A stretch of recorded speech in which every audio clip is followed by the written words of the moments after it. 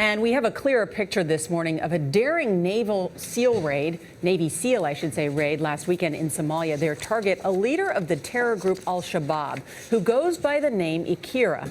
The SEALs came out of the Indian Ocean in small boats before dawn, but they were spotted as they moved toward a seaside compound. A firefight broke out, and with the element of surprise gone, the SEALs lost their chance to take him alive. The SEAL commander decided not to call in airstrikes because of women and children in the compound. Instead, he ordered his men to withdraw to a Navy ship offshore. The aborted raid comes just 2 weeks after al-Shabab launched an attack on a mall in Kenya. Senior correspondent John Miller is a former FBI assistant director. John, good morning. Good morning. So what do we know about the man who's the object of this search? Ikrimah has been around for a while, although he hasn't been high profile like some other al-Shabab or al-Qaeda leaders. But he goes back to the East Africa bombings in 1998 through his association with Harun Fazul, who was the individual who was basically the bridge between al-Qaeda and al-Shabab in Somalia. So he's an individual who is connected to the plot against the Paradise Hotel in 1998. This was an Israeli tourist spot. That plot came with the attempt to shoot down an Israeli charter jet in 2002. So you're seeing somebody who has been behind the scenes of a lot of serious plots.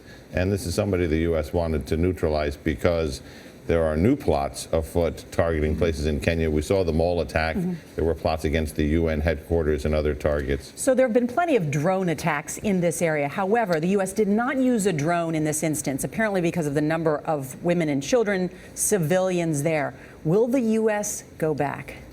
So I wouldn't be selling Ikrimah any life insurance policies anytime soon. They're not going to hit that same location in that same way. They've exposed those tactics, techniques, and procedures, but they certainly have an array of options. Drone strikes is one, airstrikes are another. It just depends where he's on the move, where they can find a clear target on him. That won't be today and that won't be tomorrow, but he's going to be looking over his shoulder for a while. Okay, but will the possibility of these kinds of attacks coming in, these kinds of efforts to capture these people, cause them to drill down deeper and avoid detection? You know, there's that old saying coined by Muhammad Ali, you can run but you cannot hide. These people, you know, in Somalia may operate out in the open or they may go into hiding. But if you look at the Osama bin Laden case, if they look for you long enough, they will find you. The other thing, John, and we touched on this a little bit yesterday, but the fact that they didn't want him dead, it appears they wanted him alive. What do we think he knows? What do we want from him? Well, he would have an awful lot of intelligence about al-Shabaab, the relationship between al-Shabaab and al-Qaeda, how the money goes back and forth, but also planned attacks, past attacks. It would be worth capturing him alive. But I'm also fairly sure that part of the reason that they were going in with people instead of air cover was the idea that they understood there would be other people who could be collateral damage.